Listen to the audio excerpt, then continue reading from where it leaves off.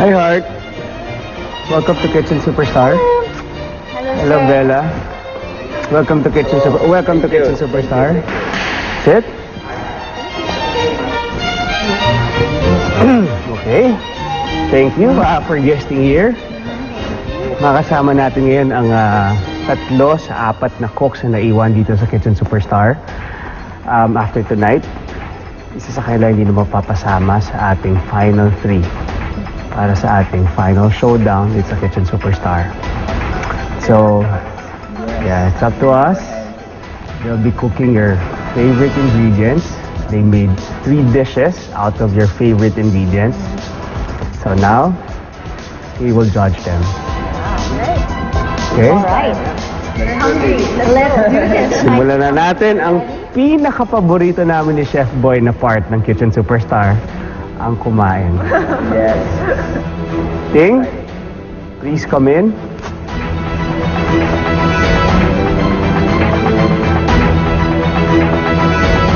Heart, Bella, Fabio, Chef Boy, si Ting. Isa siya sa mga naiwan dito sa Kitchen Superstar, and Ting is assigned to Miss Heart po. I like seafood, and I love cheese talaga. Cheese. But I've been into a lot of salmon lately. It's my favorite. Ang iyong ingredient na ginawa ay salmon. Kamusta? Naging challenging ba sa'yo ang pag-create ng masasarap na dishes na maaring magustuhan ni Heart? Opo, sobrang challenge po kasi talagang gusto ko na magustuhan po ni Miss Heart yung prepare ko. Ano naging basis ng mga dishes mo? Parang kasi nakita ko sexy siya, so walang masyadong meat. Walang meat talaga, plain salmon lang, tapos hindi ako gumamit ng masyadong oil, olive oil lang po. Tsaka syempre, parang narinig ko kasi favorite niya din ng cheese, kaya halos lahat may cheese. Halos lahat may cheese. Alright. So, excited na kaming matikman ang mga dishes na ginawa mo. Opo. Magpasiklab ka natin. Talagang halo-halong kaba yung mararamdaman mo kasi first time papakainin mo artista. Tapos yung favorite dish pa niya na sana nga ma-execute ko ng maayos. This is mozzarella salmon croquet.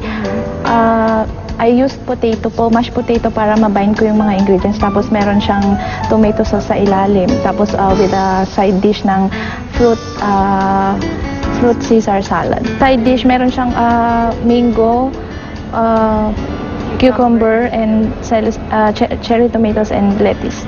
And the dressing is balsamic vinegar, a little bit of sugar, a little bit of salt.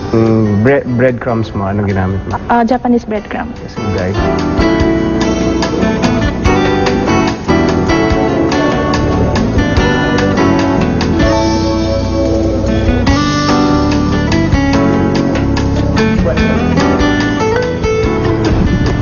Nervous po ako eh.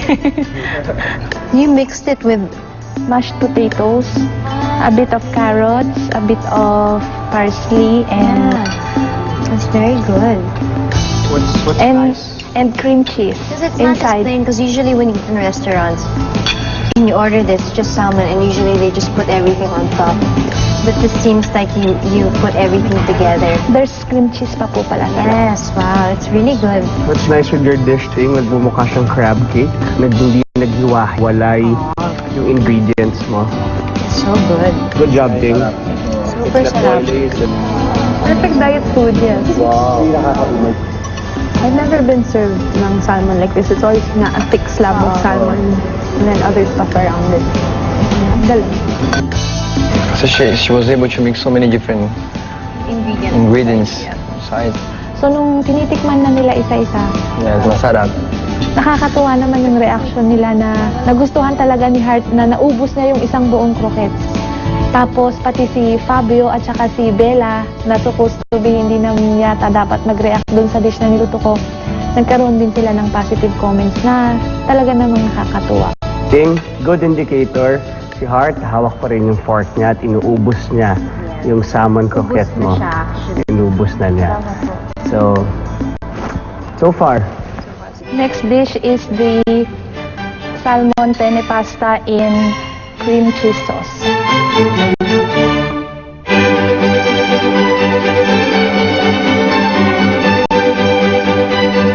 Wow.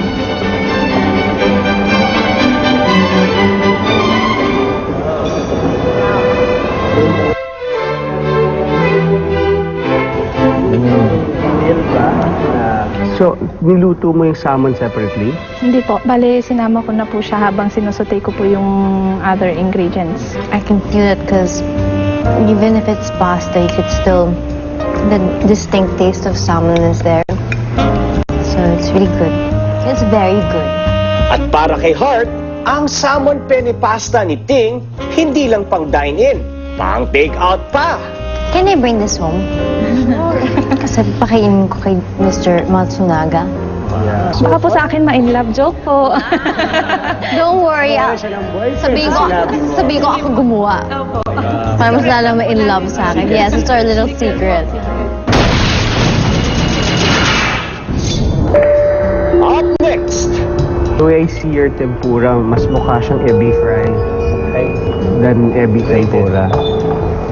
This is it! Smart antibacterial dishwashing liquid congratulates Ara for being the smart winning cook of the week. Ipagpatuloy mo sana ang iyong pagiging smart cook. I can't imagine myself stranded in a desert